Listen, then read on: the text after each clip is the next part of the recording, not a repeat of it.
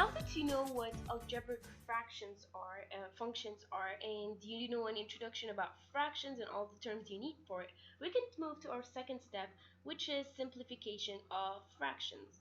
So first of all, what does simplifying mean?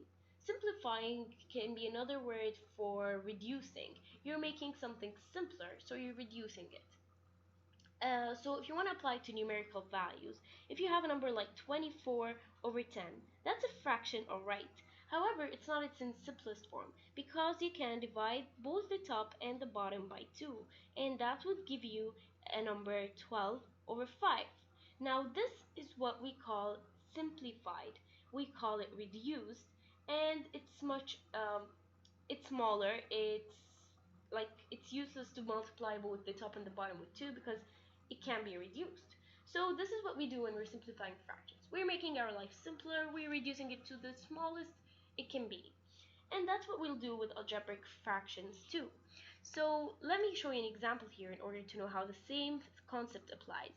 So if you have an algebraic function which is y equals to x plus 3 divided by 2x plus 6. First of all, it looks fine, but here's where we introduce our first rule of simplification, which is extract the greatest common factor. This is also known as the GCF, greatest common factor. What does this mean? It means just if you have a number like here, x plus 3, there's nothing common between the x and the 3. So you're going to keep it as, let me use another color so you'd see. So it will stay the same. However, there is something in common between 2x and 6, which is the 2, because you can extract the 2 out and keep inside x plus 3. Now, what did this help us with?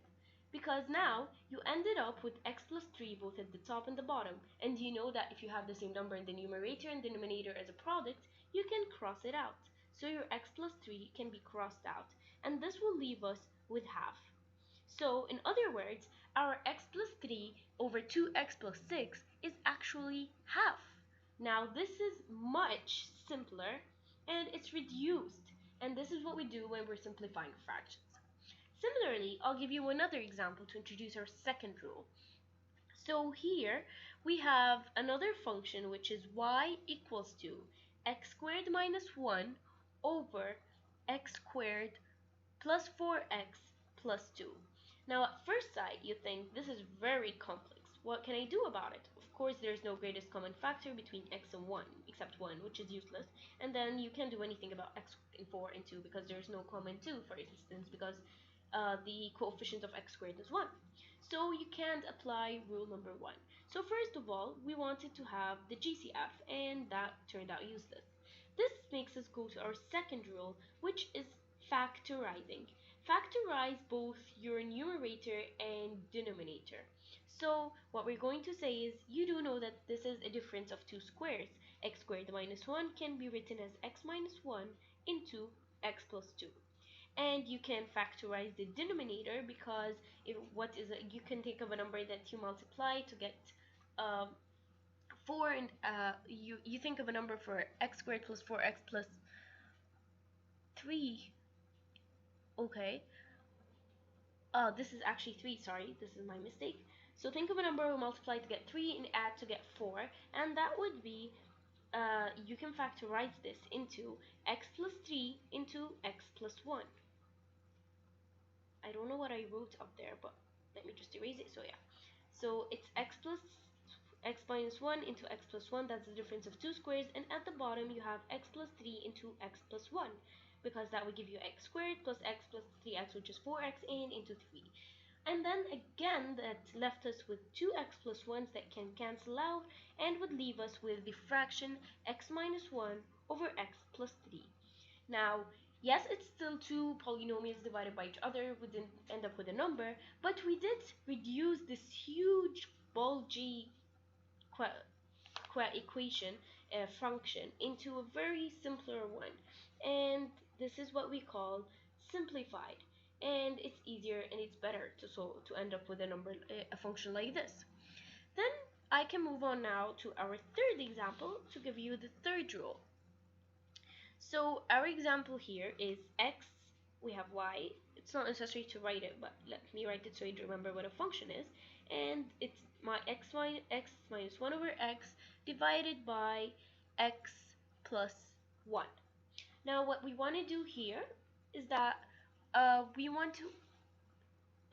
don't have a GCF, that's one, and there is no point in factorization, or is there?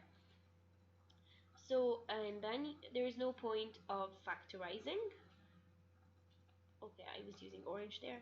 So factorize, and that will give us our third rule, which is actually getting rid of internal fractions. So as you see here, we have an internal fraction. We have in the fraction another fraction, and this is why our function is actually complex. So we want to get rid of it. What do we do to get rid of it? If you want to get rid of 1 over x, you can multiply by the denominator x, and you'll end up with minus 1.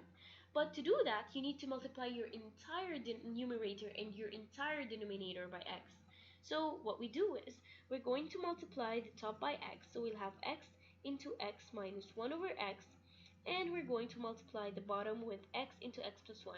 In that way, we're not doing anything new. The fraction is actually as it is because x can cancel out the x. But this will make us be able to write it in a simpler format, which is x squared minus 1 divided by x into x plus 1. Now here we can then look back at our steps. We can, if we do the GCF, we can do the GCF, that's 1 because there's no common factor in the numerator, and at the bottom it's already outside, so it's useless. So this is done. Now we can actually factorize, because we can write the x squared minus 1 as a difference of two squares, which is x plus 1 into x minus 1. And then we divide it by x into x plus 1, and that again would leave us with our with our x plus 1's canceling out, and would leave us with x minus 1 over x. We don't have internal fractions, we don't have creepy numbers. It is much simpler, and this is what we do when we're simplifying. We get simpler fractions, and that will be it for simplifying fractions.